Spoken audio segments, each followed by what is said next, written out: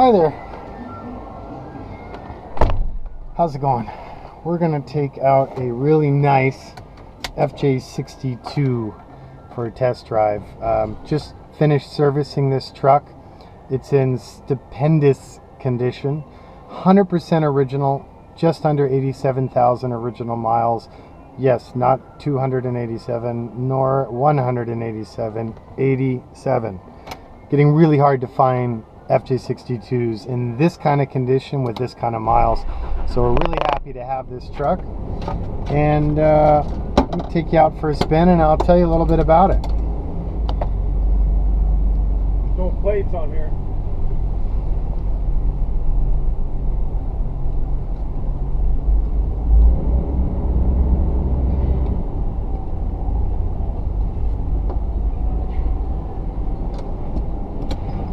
These 6.2s are really kind of the sweet spot in the evolution of the Land Cruiser, in my humble opinion. So basically, you had the FJ45LV, the old funky corrugated side panel wagon from the 1963 to 67 vintages. Then 1968 came out with the beloved Iron Pig, as people call them, the FJ55, the two-tone ones. Kind of cool. Those always struck me as like maybe Andrew Lloyd Wright was on the design team. They got their own kind of thing going on. Although I never understood why Toyota didn't simply make a four-door FJ40 instead of the very unique styling that was the 55. That's why I made my FJ44 icon, but that's another story. So after the 55, which ceased production in 1979, there were reportedly 50 of those in 79. They came out with the FJ60. So the FJ60 was a significant leap forward in body design, construction quality, ergonomics, creature comforts, drivability, blah, blah, blah. But if you compare an FJ60, 81 to 87, to an FJ62, 88 to 90, there's really hardly any comparison. And then if you compare an FJ62 to an FJ80 or FZJ80 or 100 series, anything newer than 91, there's no comparison from a completely different list of metrics. So first, I'll talk about the differences between a 6.2 and a 60. So 60s are great trucks. They're just not really aging very gracefully, most notably due to the mated intake and exhaust manifolds, which were standard dynamic on that 2F motor. It's always been kind of a maintenance struggle. You're either dealing with intake leaks or exhaust leaks or heat riser leaks or gasket issues or then the carburetor on top of it. I don't care what anyone says. Give me fuel injection over a carburetor 10 to 1 any day of the week. So the 3F engine in the FJ62 that replaced the 2F has a slightly shorter stroke, and the intake and exhaust manifolds are isolated. The intake goes up and over and the exhaust goes down and away, and then you have the throttle body fuel injection system. So those three factors eliminate, literally, in my experience with TLC, maybe 60% of the service hassles.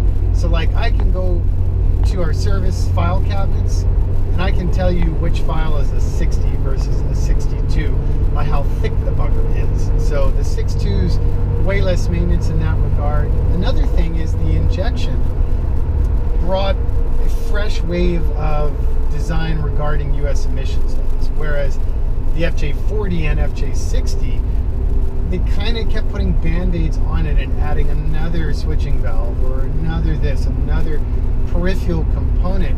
So by 1987, it was like someone took a plate of spaghetti and threw it at the motor with vacuum lines going everywhere and all these peripheral valves and things to deal with, which just suck. You look at a 6.2 engine bay, way cleaner, way more precise because they doubled down and did the engineering. So automatic tranny with overdrive, it's another plus. Now granted, you might prefer a manual, but with an FJ60, at least for North America, we only got a 4-speed manual tranny, which is like a bad joke. I don't know, they thought we didn't have road systems or what was going on there, but the trick setup, take an FJ62 and convert it using the late FJ60 bell housing reattach your FJ62 transfer case and fit one of the new factory H55F 5-speed manual trannies from Toyota. We worked with Toyota many years ago, back when they still listened, and got the H55F put into the US database. So now you can go to any Toyota dealership and buy it right off the shelf, brand new. Massive upgrade. The cool thing with that is you really feel the performance upgrades that the 3F provide, versus with the automatic, it still kind of sort of feels like a 60, although it's a little bit quicker. The gearing also stepped down in the differentials to 411. FJ60s had 373s, so that kind of helps offset the way the performance feels. Other improvements, I like the dash design on a 6.2 better than a 60, but that's just personal opinion. Cool thing though is the dash plastics, the dash pad, all the little parts and pieces. The part support for an FJ62 is way better than that of a 60, which a lot of the parts are going disco. The gray color group is best for parts availability. You also now have shoulder 3-point seatbelts in the second row, standard on 89 and 90s, not 88, but you can upgrade it. And then the power windows, mirrors, and door locks option are quite nice. Really rarely give us any grief. The master switch here on the driver's door is the only thing we really see. About every 10 years you got to replace that, but again, they're still available, so that's cool. Some 88s came without the power windows and mirrors and door locks, but it's totally up in the air. Probably about 95% of the ones you'll see will have it. The mirrors are way better than a 60 as well. They're power, they're bloody expensive to replace, but much larger view window, and they're really nice to have.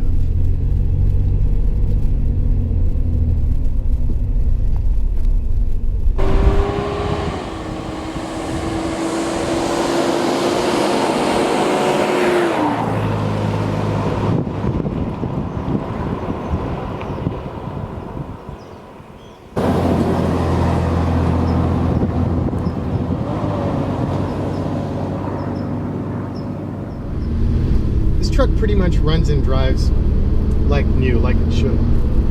No hesitation, no slop in the steering, just really, really tight. Cosmetically, it's in pretty stupendous, stupid condition. All of the paint is factory original. All the interior finishes are factory original. The dash has no cracks whatsoever. Even the factory radio still works and is intact, although that is a popular upgrade.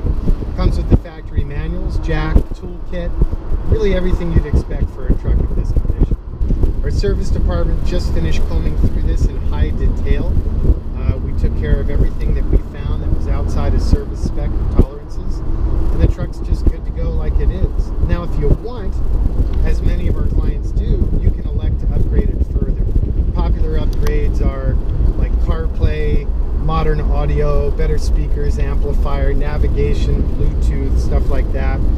Old Man Emu suspension, maybe the ARB bull bar or the TLC design front bull bar. Same with the rear. There's a couple options, better ones being from Australia. Other than that, I'd pretty much recommend leaving this truck alone. I wouldn't reupholster it, I wouldn't recarpet it, I wouldn't do nothing. I'd just drive it. It's really in top form. Well, I guess I'll shut up now and just let the video play. Everything's pretty self-explanatory. You'll see the body and interior now in high detail. And, well, I guess I said I'll shut up, so I'm going to shut up.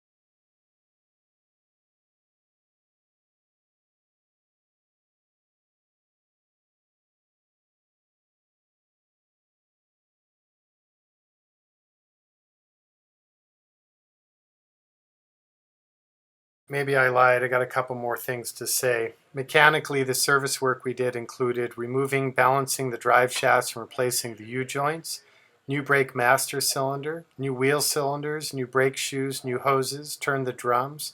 We did a full oil change and chassis lube. The transmission was fully serviced, as was the transfer case, and we replaced the rear output shaft seal. We also did a complete overhaul of the front axle, including the Burfield seals. That's a major job. And then finally, we replaced all of the vacuum hoses on the motor. So that's the end of my story. Thanks for watching the video. If you're interested in this truck, reach out to us at 818-280-3330. And then you will find more details and a full listing with tons of photos on our website at TLC4x4.com. Thanks again.